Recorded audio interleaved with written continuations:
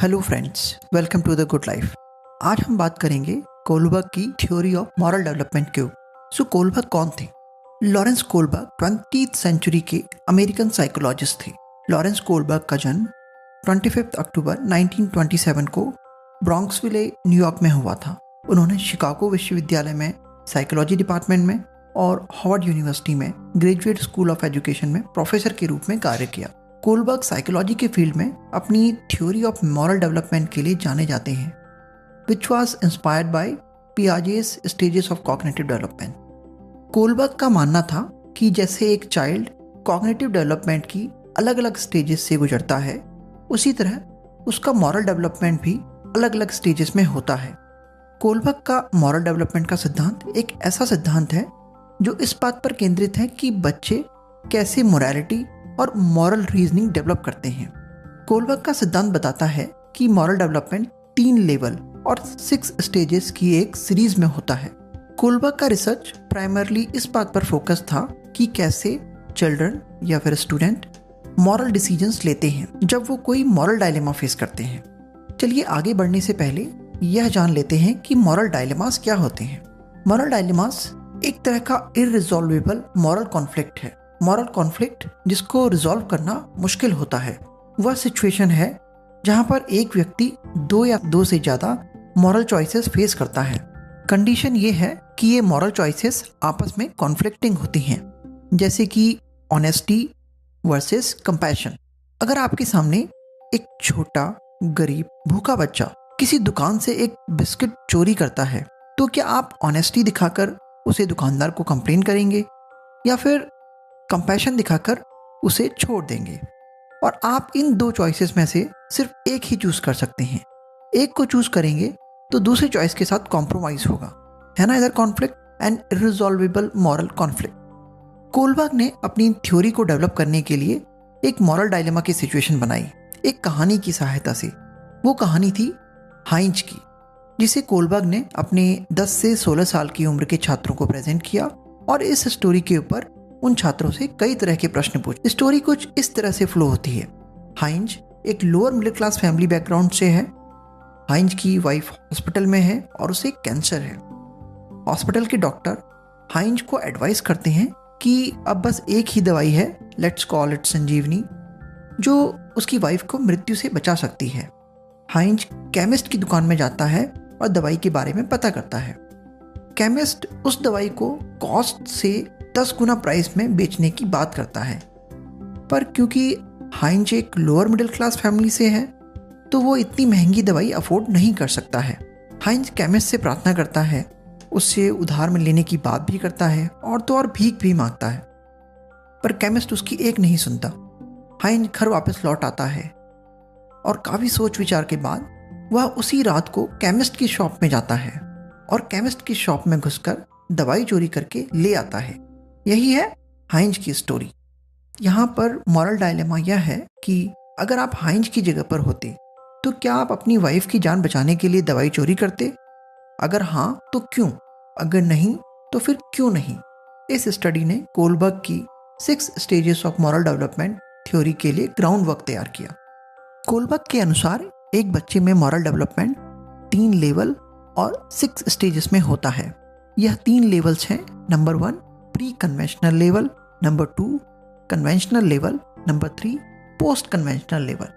हर level को 2 stages में divide किया गया है, स्टेज 1 से स्टेज 6 तक। प्री कन्वेंशनल लेवल पर मोरालिटी ना के बराबर होती है। यहाँ पर मॉरल रीजनिंग इस बात पर फोकस होती है कि अगर मॉरल जजमेंट से आपका सेल्फ इंटरेस्ट सर्व होता है तो वही डिसीजन सही है। मोस्टली स्कूल गोइंग बच्चे इस स्टेज पर आपको मिलेंगे। कन्वेंशनल लेवल पर मॉरल रीजनिंग सोशल नॉर्म्स और लॉ एंड ऑर्डर के अकॉर्डिंग शेप होती है। टीनेजर्स और एडल्ट्स को भी आप इस लेवल पर अक्सर देखेंगे। और तीसरा पोस्ट कन्वेंशनल लेवल पर मॉरल रीजनिंग इंडिविजुअल के खुद के बनाए गए सिद्धांतों या प्रिंसिपल्स पर बेस्ड होती है। इस लेवल पर मोस्टली एडल्ट्स और अपने सिद्धांतों के ऊपर टिके रहने वाले लोग मिलते हैं, जैसे कि महात्मा गांधी। चलिए एक एक करके हर स्टेज के बारे में समझते हैं। स्टेज 1 में मॉरल जजमेंट बेस्ड होता है obedience and fear of punishment पर। इस तरह की रीजनिंग स्पेशली बच्चों में ज़्यादा मिलती है, पर अडल्ट भी इस तरह की रीजनिंग को शो करते हैं। कोलबर्ग के अनुसार इस स्टेज पर लोग नियमों को फिक्स्ड और एब्सोल्यूट मानते हैं। नियमों का पालन करना महत्वपूर्ण है क्योंकि यह सजा से बचने का एक आसान तरीका है। उदाहरण के लिए एक छोटे बच्चे का क्लासरूम में क्वेश्चन करने से पहले अपना हैंड रेज करना क्योंकि टीचर ने ऐसा कहा है, ओबीडियंस, आज्ञा पालन। या फिर स्कूल में एक छोटे बच्चे का पेंसिल चोरी इसलिए ना करना क्योंकि अगर टीचर ने पकड़ लिया तो बहुत मार पड़ेगी, पनिशमेंट, फियर। दोनों ही केसेस में moral reasoning obedience and fear of punishment से प्रभावित होती है। मिस्टर हाइंज के केस में अगर वह पुलिस से पकड़े जाने के डर से चोरी नहीं करते हैं तो मिस्टर हाइंज मॉरल डेवलपमेंट की फर्स्ट स्टेज में हैं। स्टेज 2 में मॉरल जजमेंट बेस्ड होता है सेल्फ इंटरेस्ट पर, टिट फॉर टैट एक्सचेंजेस पर। बच्चे मूल रूप से इस मॉरल रीजनिंग को फॉलो करते हैं। बच्चे यहाँ पर डिसीजन लेते हैं अपनी सेल्फ इंटरेस्ट या बेनिफिट्स को ध्यान में रखते हुए। जैसे कोलबर्ग की स्टडी में बहुत सारे बच्चों ने हाइंज की चोरी को यह कहकर सही ठहराया क्योंकि वह उसकी ज़रूरत को पूरी करती है, उसकी वाइफ के इलाज के लिए। टिट फॉर टैट एक्सचेंज भी तभी होता है जब वहाँ पर एक्सचेंज बच्चे के सेल्फ इंटरेस्ट को फुलफिल करता है। जैसे एक बच्चे का दूसरे बच्चे से यह कहना कि अगर तुम मुझे अपनी आइसक्रीम से एक बाइट दोगे तो मैं भी तुम्हें अपनी बर्गर से एक बाइट दूंगा। स्टेज 3 में मॉरल जजमेंट बेस्ड होता है रोल्स एंड नॉर्म्स पर, एक्सेप्टेंस ऑफ सोशल नॉर्म्स पर। इस समय एडोलेसेंट और एडल्ट्स समाज से सीखे गए मॉरल स्टैंडर्ड्स को इनकलकेट यानी कि आत्मसात कर चुके होते हैं। Individual moral judgement group norms को फॉलो करता है। अगर ग्रुप या सोसाइटी सर्टेन टाइप के बिहेवियर को अच्छा मानती है तो आप उसे फॉलो करेंगे। सिंपल भारतीय कॉन्टेक्स्ट में कहें तो जब किसी लड़की के पेरेंट्स या रिलेटिव्स यह कहते हैं कि ऐसे कपड़े मत पहना करो, 4 लोग क्या कहेंगे, तो उनकी मॉरल रीजनिंग सोशल नॉर्म्स को ही फॉलो करने की कोशिश कर रही है। जैसे इंडियन सोसाइटी में बड़ों को रिस्पेक्ट देना एक अच्छे बच्चे की निशानी है, तो आप इस बिहेवियर को अपने अंदर इनकलकेट करते हैं, गुड गर्ल गुड बॉय की तरह है। अगर आप मॉरल डेवलपमेंट की 3rd स्टेज में हैं तो अगर सोशल नॉर्म्स ये कहते हैं कि एक अच्छे हस्बैंड को अपनी वाइफ को मृत्यु से बचाने के लिए चोरी भी कर लेनी चाहिए, तो मिस्टर हाइंज का चोरी करना ठीक ठहराया जाएगा मॉरल रीजनिंग के अकॉर्डिंग।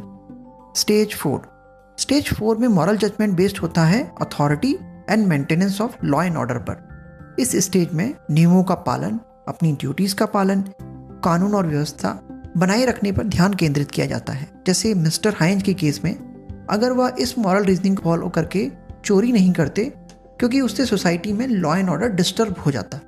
स्टेज 5 में मॉरल जजमेंट बेस्ड होता है social contract and individual rights के लिए रिस्पेक्ट पर। इस मॉरल स्टेज तक सभी इंडिविजुअल्स नहीं पहुंच पाते हैं। जैसे मिस्टर हाइंज का ये कहना कि केमिस्ट की दुकान में जो मेडिसिन है वह केमिस्ट की प्रॉपर्टी है, उसका फर्स्ट अनलीगल राइट है उस पर, इसलिए हाइंज को चोरी नहीं करनी चाहिए, चाहे उसकी वाइफ की जान ही क्यों ना चली जाए। स्टेज 6 में मॉरल जजमेंट बेस्ड होता है यूनिवर्सल एथिकल प्रिंसिपल्स पर। इस स्टेज में लोग खुद के मॉरल प्रिंसिपल्स बनाते हैं, चाहे वह सोसाइटी के नॉर्म्स या फिर लॉ एंड ऑर्डर्स के अगेंस्ट हो या उनके साथ फिट बैठे या नहीं। जैसे महात्मा गांधी का अहिंसा के रास्ते पर चलना, चाहे ब्रिटिश हुकूमत उनको कितने ही डंडे क्यों ना बरसाए। गांधी जी के लिए अहिंसा का सिद्धांत बाकी सभी सामाजिक मूल्यों से ऊपर था। ऑब्वियस है इस स्टेज तक बहुत कम ही लोग पहुंच पाते हैं। कोलबर्ग की थ्योरी का काफ़ी स्ट्रॉन्ग क्रिटिसिज्म भी हुआ है। उसमें से सबसे प्रोमिनेंट क्रिटिसिज्म यह है कि उनकी थ्योरी जेंडर बायस्ड है। पूरी की पूरी स्टडी मेल्स पर हुई थी, तो जो मोरालिटी की थ्योरी उभर कर आई वह सिर्फ मेल पर्सपेक्टिव को ही बताती है और फीमेल पर्सपेक्टिव को कंप्लीटली इग्नोर करती है। कोलबर्ग की एक फेमस स्टूडेंट कैरोल गिलियन का यह कहना था कि कोलबर्ग का सिद्धांत जस्टिस जैसी अवधारणाओं पर अधिक जोर देता है और दूसरों की देखभाल यानी कि केयर और कंपैशन के सिद्धांतों और नैतिकता पर स्थापित नैतिक तर्क को पर्याप्त रूप से संबोधित नहीं करता है। बाय द वे, ये फैक्ट, वुमेन का on an average moral judgement score man से अधिक होता है। कोलबर्ग का दूसरा क्रिटिसिज्म यह है कि इस थ्योरी में एज का भी बायस है। कोलबर्ग की स्टडी में जिन स्टूडेंट्स ने पार्टिसिपेट किया था उनकी उम्र 10 से 16 साल के बीच में थी। संभवतः उन्हें मैरिज का कोई एक्सपीरियंस नहीं रहा होगा, तो उनके लिए हाइंज और उसकी वाइफ की कैंसर की बीमारी को समझना और उनके मॉरल डायलेमा को कंटेक्चुअलाइज करना थोड़ा इर्रिलेवेंट है। अगर यही डायलेमा किसी मैरिड व्यक्ति के सामने रखे जाते तो पॉसिबल है कि डिफरेंट ही आंसर आते। कोलबर्ग की थ्योरी का तीसरा क्रिटिसिज्म है कि पूरा का पूरा रिसर्च हाइपोथेटिकल सिचुएशंस पर बेस्ड है, रियल लाइफ सिचुएशंस पर नहीं। All dilemmas were hypothetical in nature. जिस तरह का मॉरल जजमेंट पार्टिसिपेंट ने हाइपोथेटिकल सिचुएशन में लिया, जरूरी नहीं कि रियल लाइफ सिचुएशन में भी पार्टिसिपेंट मॉरल जजमेंट के अनुसार ही एक्ट या बिहेव करते। Moral judgement doesn't necessarily mean moral behaviour will be same. उदाहरण के लिए हाइपोथेटिकली अगर आपसे पूछा जाए कि अगर आपका छोटा भाई चोरी करते हुए पकड़ा जाए तो आप क्या करेंगे, शायद फुल कॉन्फिडेंस से आप कहेंगे कि लॉ के अकॉर्डिंग उसे पुलिस में रिपोर्ट करना चाहिए। ये आपका मॉरल जजमेंट है। पर ये जरूरी नहीं कि रियल लाइफ में अगर ऐसा हो तो आप अपनी छोटे भाई को पुलिस को रिपोर्ट कर देंगे। शायद उसको डांट डपट करके या फिर काउंसलिंग कर मैटर वहीं सेटल करने की कोशिश करेंगे। ये आपका मॉरल बिहेवियर है, जो कि मॉरल जजमेंट के ठीक उल्टा है। कोलबर्ग की थ्योरी का एक क्रिटिसिज्म यह भी है कि यह थ्योरी कंप्लीटली कल्चरली बायस्ड है। उनकी थ्योरी मेनली इंडिविजुअलिस्टिक कल्चर्स जैसे कि वेस्टर्न कल्चर में अप्लाई होती है, ना कि कलेक्टिव कल्चर्स जैसे कि इंडियन और एशियन कल्चर्स, जहां फैमिली और सोसाइटल वैल्यूज को प्राथमिकता दी जाती है। फ्रेंड्स, होप इस वीडियो से आपको कोलबर्ग की थ्योरी ऑफ मॉरल डेवलपमेंट के बारे में काफ़ी क्लैरिटी मिली होगी। अगर आपको ये वीडियो पसंद आया तो do share your love, like, share and subscribe. Keep watching the good life. फिर मिलते हैं।